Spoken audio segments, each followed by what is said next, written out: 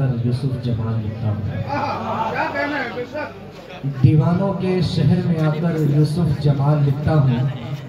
لہو کے دیپ جلا کر یوسف جمال لکھتا ہوں۔ نعرہ تکبیر!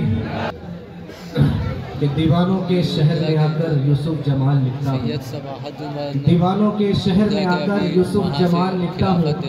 لہو کے دیپ جلا کر یوسف جمال لکھتا ہوں۔ اور کچھ ایسی مشق ہے مجھ کو یوسف جمال لکھنے کی، کچھ ایسی مشق ہے مجھ کو یوسف جمال لکھنے کی، ہوا میں رنگ اڑا کر یوسف جمال لکھتا ہوں، ہوا میں رنگ اڑا کر یوسف جمال لکھتا ہوں۔ حضرات محترم، میں نے ایک آیت کریمہ کی تلاوت کا شرف حاصل کیا جس میں اللہ ارشاد فرماتا ہے، یا ایھا الذین آمنوا اتقوا اللہ وکونوا مع الصادقین، کہ ایمان والو اللہ سے ڈرو اور سچوں کے ساتھ ہو جاؤ۔ حضرات محترم، اس تعلق سے میں چند احادیث طیبہ آپ کی نگاہوں کے سامنے رکھوں گا۔ سب سے پہلی حدیث احیاء العلوم کی ہے۔ اللہ کے نبی کریم صلی اللہ علیہ وسلم ارشاد فرماتے ہیں کہ ایک انسان کا دل جب اللہ تبارک و تعالیٰ کے خوف سے لرزتا ہے اور اللہ کے خوف سے کانپتا ہے تو اللہ کے نبی ارشاد فرماتے ہیں کہ اس کے گناہ ایسے جھڑ جاتے ہیں جیسے درخت کو ہلانے سے درخت کے پتے جھڑتے ہیں۔ دوسری حدیث حضرت انس رضی اللہ تعالیٰ عنہ سے مروی ہے کہ اللہ کے نبی کریم صلی اللہ تعالیٰ علیہ وسلم ارشاد فرماتے ہیں کہ اللہ نے فرمایا کہ اس انسان کو دوزخ سے نکال دو جس نے ایک مرتبہ بھی میرے خوف سے، میری دہشت سے اپنی آنکھوں سے اشک کو بہایا۔ تیسری حدیث دیکھیے، اللہ کے نبی کریم صلی اللہ تعالیٰ علیہ وسلم ارشاد فرماتے ہیں کہ دو آنکھوں کو اللہ تبارک و تعالیٰ آگ میں جلنے نہیں دے گا۔ ایک وہ آنکھ جس سے اللہ تبارک و تعالیٰ ارشاد فرماتا ہے کہ جو آنکھ اللہ کے خوف سے اشکبار ہو گئی ہو، اس آنکھ کو اللہ تبارک و تعالیٰ آگ میں جلنے نہیں دے گا۔ اور دوسری وہ آنکھیں جو اللہ تبارک و تعالیٰ کی یاد میں رات کو گزارتی ہوئی مکمل طور سے اپنے کام کو انجام دیتی۔ یہ دو آنکھیں اللہ تبارک و تعالیٰ کے پیارے نبی ارشاد فرماتے ہیں کہ اس کو آگ نہیں جلا سکتی۔ چوتھی حدیث دیکھیے جس میں اللہ کے نبی کریم صلی اللہ علیہ وسلم ارشاد فرماتے ہیں کہ اللہ نے فرمایا کہ میں دو امن کو ایک ساتھ اکٹھا نہیں کروں گا، میں دو امن کو ایک ساتھ اکٹھا نہیں کروں گا۔ یعنی اگر کوئی انسان دنیا میں مجھ سے خوف کھاتا ہے تو کل قیامت کے دن اسے امن برقرار ہے، اور اگر کوئی انسان مجھ سے دنیا میں نہیں ڈرتا تو پھر کل قیامت کے دن میں اسے عذاب میں مبتلا کر دوں گا۔ اب حضرات محترم، اندازہ لگائیے کہ آج ہم دیار محبت میں حاضر ہیں حضور چشمہ شاہ علیہ رحمۃ اللہ رضوان کے آج عرس کے موقع سے ہم یہاں پر حاضر ہیں۔ یقین جانیے اللہ کے ولی ہیں اور اللہ کے ولیوں کو نہ کوئی خوف ہوتا ہے نہ کوئی غم ہوتا ہے۔ یہ بہت ہی خوش نصیبی کی بات ہے کہ ابھی تازہ ہم ایک اور اللہ کے ولی حضور حافظ ملت ابو الفیض کے دیار محبت سے آئے ہیں، اور پھر وہاں سے آنے کے بعد اور ایک اور اللہ کے مقدس ولی کی بارگاہ میں حاضری کی سعادتیں حاصل کر رہا ہوں۔ حضرات محترم، اللہ کے نیک بندے کا معاملہ کچھ عجیب ہوا کرتا ہے، اسی لیے شاعر کہتا ہے کہ نگاہیں ولایت میں وہ تاثیر دیکھی، بدلتی ہزاروں کی تقدیر دیکھی۔ نگاہیں ولایت میں وہ تاثیر دیکھی، بدلتی ہزاروں کی تقدیر دیکھی۔ یہ چند احادیث طیبہ سے آپ اندازہ لگا سکتے ہیں کہ اللہ سے خوف کیسا ہونا چاہیے اور اللہ سے ڈر کیسا ہونا چاہیے۔ معائی حضرات محترم، ایک ایسے صحابی رسول کی بارگاہ میں لے کے چلوں جو اللہ کے نبی کریم صلی اللہ تعالیٰ علیہ وسلم کے پہلے خلیفہ کی حیثیت رکھتے ہیں، اور ان کی نیکیوں کا مسئلہ ایسا ہے کہ ایک دن حضرت عائشہ صدیقہ رضی اللہ تعالیٰ عنہ آسمان پر دیکھتی ہیں تو ستاروں کو دیکھ کر کے اللہ کے نبی سے سوال کرتی ہے کہ یا رسول اللہ، یہ آسمان میں جتنے ستارے ہیں کیا ان ستاروں کے مانند بھی کسی کی نیکیاں ہو سکتی ہے؟ اللہ کے نبی مسکرا کر ارشاد فرماتے ہیں کہ جتنی نیکیاں تم آسمان پر دیکھ رہی ہو تمام کی تمام نیکیوں کے مانند حضرت عمر فاروق اعظم کی نیکیاں۔ حضرت اماں عائشہ صدیقہ سوچی تھی کہ شاید میرے والد محترم حضرت ابوبکر کا نام لیا جائے۔ اماں عائشہ کا چہرہ افسردہ ہو جاتا ہے، فوراً اللہ کے نبی مسکرا کر ارشاد فرماتے کہ عائشہ، یہ حضرت عمر فاروق اعظم رضی اللہ تعالیٰ عنہ کی نیکیاں تھی، لیکن ان تمام ستاروں کو ملا دو اور ملانے کے بعد جتنی نیکیاں بنتی ہیں وہ حضرت ابوبکر کی ایک نیکیاں، وہ حضرت ابوبکر کی ایک نیکی، وہ حضرت ابوبکر کی ذات جنہیں اللہ تبارک و تعالیٰ کے پیارے نبی نے دنیا میں بشارت دے دی تھی کہ آپ جنتی ہیں۔ یقین جانیے کہ اگر اللہ کے نبی ہمیں بشارت دے دیتے تو کیا ہم نماز کی پابندی کرتے، کیا ہم روزے کی پابندی کرتے؟ لیکن خوف خدا کا عالم دیکھیے، خوف خدا اتنا کہ حضرت ابوبکر صدیق رضی رضی اللہ تعالیٰ عنہ کی ذات بابرکات اتنی عظیم ہے، اتنا اعلیٰ ہے کہ حضرت عمر فاروق اعظم منبر پر کھڑے ہو کر کے ارشاد فرماتے ہیں کہ میری تمام نیکیاں حضرت ابو بکر کی ایک رات اور ایک دن پر قربان، حضرت ابو بکر کی ایک رات اور ایک دن پر قربان، وہ ایک رات جس میں اللہ کے نبی کریم صلی اللہ تعالیٰ علیہ وسلم کے ساتھ حضرت ابو بکر نے غار میں رات گزاری تھی، اور وہ ایک دن جب اللہ کے نبی کریم صلی اللہ تعالیٰ علیہ وسلم کی حیات ظاہری سے رخصت ہونے کے بعد جب ایک فرقہ باطلہ نے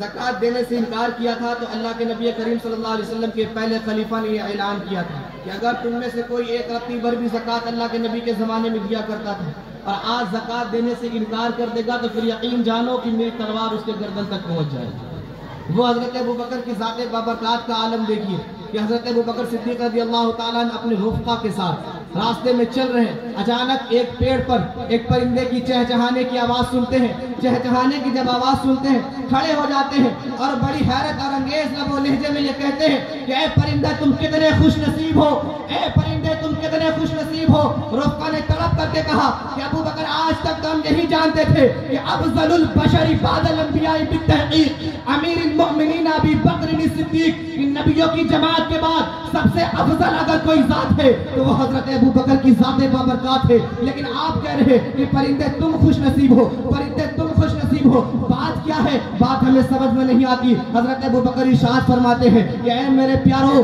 اے میرے جانثارو، تڑپ جاؤ، اللہ کو یاد کرو کہ یہ پرندے کل قیامت کے دن فنا ہو جائیں گے، کیونکہ اللہ نے فرمایا کل من علیہا فان ویبقى وجہ ربک ذو الجلال والاکرام، کہ ہر ایک شے فنا ہو جائے گی، کل یہ پرندے بھی فنا ہو جائیں گے، اور جب یہ پرندے فنا ہوں گے تو یہ مٹی کے ہو جائیں گے، اور کل قیامت کے دن جب اللہ تبارک و تعالیٰ کے سامنے ان کی پیشی ہوگی اللہ ان سے کوئی سوال نہیں کرے گا، لیکن حضرت ابو بکر جب کھڑا ہوگا تو ابو بکر سے اللہ سوال کرے گا، اللہ ابو بکر سے سوال کرے گا، اور جب اللہ ابو بکر سے سوال کرے گا تو پھر یقین جانو کہ ابو بکر اللہ کے سامنے کیا منہ دکھائے گا اور کیا جواب دے گا۔ وہ حضرت ابو بکر کی ذات بابرکات تھی جن کا خوف کا عالم یہ تھا، دہشت الہی کا عالم یہ تھا کہ اتنے متبرک ہونے کے باوجود، اتنے مقدس ہونے کے باوجود، جنہوں نے اپنی زندگی اللہ کے نبی کی زندگی سے جینا سیکھا، جنہوں نے کھانا اللہ کے نبی سے سیکھا، جنہوں نے پینا اللہ کے نبی سے سیکھا، جنہوں نے نمازیں اللہ کے نبی سے سیکھی، جنہوں نے روزہ اللہ کے نبی سے سیکھا، مکمل طور سے اپنی زندگی کے ہر ایک سسٹم کو اللہ کے نبی سے سیکھا، وہ حضرت ابو بکر کی ذات کے خوف الہی کا یہ معاملہ ہے۔ لیکن قربان جائیے حضرات محترم کہ آج ہم بھی امت محمدیہ سے تعلق رکھتے ہیں، ہم بھی اپنے آپ کو غلام محمد کہتے ہیں، لیکن آج ہم آراس میں آتے ہیں، عرس میں تشریف لاتے ہیں، لیکن اس عرس سے لے کر کے کیا جاتے ہیں؟ کچھ تو لے کر کے جائیے حضرات محترم، یہ چادر آپ کی، یہ اسٹیج آپ کا، یہ پیسہ آپ کا، یہ پھول آپ کا، یہ نذرانے آپ کے، لیکن آپ لے کر کے کیا جاتے ہیں؟ لے کر کے کچھ تو جائیے، اللہ کے ولی کے در پر آئیں، اور اللہ کے ولی کا در کوئی عام در نہیں ہوتا، یہ بہت خاص در ہوا کرتا ہے۔ اللہ کے نبی نے صحابہ کرام کے درمیان ارشاد فرمایا کہ میں تمہیں ایک ایسی بات بتاؤں جس کی وجہ سے تمہیں اللہ یاد آ جائے۔ صحابہ کرام نے کہا یا رسول اللہ بتائیں تو اللہ کے نبی ارشاد فرماتے ہیں کہ اللہ والوں کو دیکھ لو تمہیں اللہ کا یاد آ جائے گا، اللہ والوں کو دیکھ لو اللہ یاد آ جائے گا۔ یقین جانیے کہ ہم دیار محبت میں آتے ہیں تو کیا لے کر کے جاتے ہیں؟ لوگوں کا کہنا ہے کہ آپ جب آتے ہیں تو کیا ملتا ہے یہاں سے، کیا ملتا ہے یہاں سے؟ آئیے حضرات محترم میں بتاؤں کیا ملتا ہے کہ اسی در سے ہمیں خدا ملتا ہے، اسی در سے ہمیں خدا ملتا ہے، کیونکہ جب تک ہم اپنا دامن ان کے ہاتھ میں نہیں رکھیں گے پھر یہ ہمیں اللہ تبارک و تعالیٰ تک نہیں پہنچائیں گے۔ بہت تیزی کے ساتھ میں آخری بات آپ کی نگاہوں کے سامنے رکھنا چاہتا ہوں۔ قطب الدین بختیار کاکی جو خواجہ غریب نواز رضی اللہ تعالیٰ عنہ کے خلیفہ تھے اور ان کے پیر و مرشد حضور خواجہ معین الدین حسن اجمیری رضی اللہ تعالیٰ عنہ تھے، سلطان شمس الدین التمش کا زمانہ تھا۔ سلطان شمس الدین التمش حضور قطب الدین بختیار کاکی کے ساتھ اور اپنے رفقا کے ساتھ سیر کرنے کو نکلتے ہیں، لیکن اسی سیر کے درمیان ایک عورت آتی ہے اور عورت آ کر کے سلطان شمس الدین التمش کے قدموں میں گر جاتی ہے اور کہتی ہے کہ میں تباہ ہو گئی، میں برباد ہو گئی، میں تباہ ہو گئی، میں برباد ہو گئی۔ سلطان سوال کرتے کیا بات ہے؟ ارے سوال تو بتاؤ تب نہ جانے تم کیسے برباد ہوئی، کیسے ہلاک ہو گئی، کیسے تباہ ہو گئی۔ وہ تڑپ کر کے کہتی ہے کہ جسے تم اپنا پیر بنائے ہوئے ہو، جس قطب الدین بختیار کاکی کو تم اپنا پیر سمجھ رہے ہو، وہ پیر نہیں ہے بلکہ زانی ہے، اس نے مجھ سے میرے ساتھ غلط کام کیا ہے، اور اس کے غلط کام کرنے کی وجہ سے آج اس کا بچہ میرے شکم میں قرار پا گیا ہے۔ قطب الدین بختیار کاکی اپنے آنکھوں کو جھکا لیتے ہیں، اشک بار ہو جاتے ہیں۔ سلطان شمس الدین التمش بھی اپنے آنکھوں کو جھکا لیتے ہیں۔ بالکل حکومت سلطنت سجی ہوئی تھی، لوگ بیٹھے ہوئے تھے، فیصلے کی گھڑی آتی ہے، لو لگاتے اپنے پیر و مرشد کے پاس، خواجہ غریب نواز کی دربار عالیہ میں لو لگا کر کے ارشاد فرماتے ہیں کہ اے میرے پیر و مرشد، میری حالات آج یہ ہو گئے ہیں، میرے کنڈیشن آج یہ ہو گئے۔ پیر و مرشد قبر سے اٹھتے ہیں، مکمل طور سے اپنے وجود کو لے کر کے سلطان شمس الدین التمش کی دیار میں حاضر ہوتے ہیں، اور جب سلطان شمس الدین التمش کی دیار میں حاضر ہوتے ہیں، سلطان اٹھتا ہے، خواجہ غریب نواز کے قدموں کو چومتا ہے، سلام کرتا ہے۔ خواجہ ارشاد فرماتے ہیں کہ تمہیں کہیں اور جانے کی ضرورت نہیں ہے، تمہیں کوئی اور گواہ لانے کی ضرورت نہیں ہے، میں اب بھی فوراً دودھ کا دودھ پانی کا پانی کر دیتا ہوں۔ شکم کی طرف ہاتھ کو کرتے ہیں، اشارہ دیتے ہیں، کہتے ہیں قطب الدین تمہیں کہنے کی ضرورت نہیں، بلکہ اب یہ بچہ کہے گا کہ اس کا باپ کون ہے۔ قطب الدین بختیار کاکی اپنے آنکھوں کو اٹھاتے ہیں، خواجہ غریب نواز رضی اللہ تعالیٰ اپنے ہاتھوں کے اشارہ کرتے ہیں شکم کی طرف۔ بیٹا کہہ پڑتا ہے جو اس کے شکم میں قرار پایا تھا کہ قطب الدین بختیار کاکی کل بھی پاک تھا، آج بھی پاک ہے، اور کل قیامت تک پاک ہے۔ یہ ہوتا ہے اللہ کے ولیوں کے دامن میں اپنے دامن کو دینا۔ جب اللہ کے ولیوں کے اپنے دامن کو ان کے ہاتھوں میں رکھیے گا تو یقین جانیے پھر اللہ تبارک و تعالیٰ ہم سے راضی بھی ہوگا۔ اور آپ نے دیکھا قرآن مجید میں کہ اللہ تبارک و تعالیٰ کیسے اصحاب کہف کے بارے میں بتایا۔ وہ اصحاب کہف کا ایک کتا جو نیکوں کی صحبت اختیار کر لیتا ہے، اور صحبت اختیار کر لیتا ہے تو کل قیامت کے دن وہ آدمی کی شکل میں اٹھایا جائے گا۔ لیکن حضرت نوح علیہ السلام کا بیٹا کا نام، ان کی حالت دیکھیے، نبی کا بیٹا ہو کر کے بھی وہ کافروں میں سے ہو گیا اور جہنم کا حقدار ہو گیا۔ اس لیے جب دیار محبت میں آئے ہیں تو پھر کچھ لے کر کے جائیے، اور مکمل طور سے یہ عقیدے کو لے کر کے آئیے۔ ابھی ہمارے امام محترم سابق امام محترم حضرت غلام مولانا معین الدین صاحب اللہ نے فرمایا کہ انما الاعمال بالنیات، جب آپ عقیدے کو لے کر کے آئیں گے اور نیت کو لے کر کے آئیں گے تو آپ کچھ پائیں گے۔ یہی چند جملے کے حضرات محترم، وقت کافی ہو چکا ہے، ان چند جملے پر میں اپنے گفتگو کو ختم کرتا ہوں۔ حضرات محترم شاعر کہتا ہے کہ دل سے جو بات نکلتی ہے وہ اثر رکھتی ہے، دل سے جو بات نکلتی ہے وہ اثر رکھتی ہے، پر نہیں طاقت پرواز مگر رکھتی ہے۔ یہ قصہ لطیف ابھی ناتمام تھا، جو کچھ بیان ہوا وہ آغاز باب تھا۔ بولنے میں، کہنے میں، سننے میں کوئی غلطی ایک مرتبہ استغفر اللہ پڑھ لیجئے، پڑھیے استغفر اللہ ربی بالکل نظم بھی بطوب لے وما علیہ من البلاغ۔ السلام علیکم ورحمۃ اللہ وبرکاتہ۔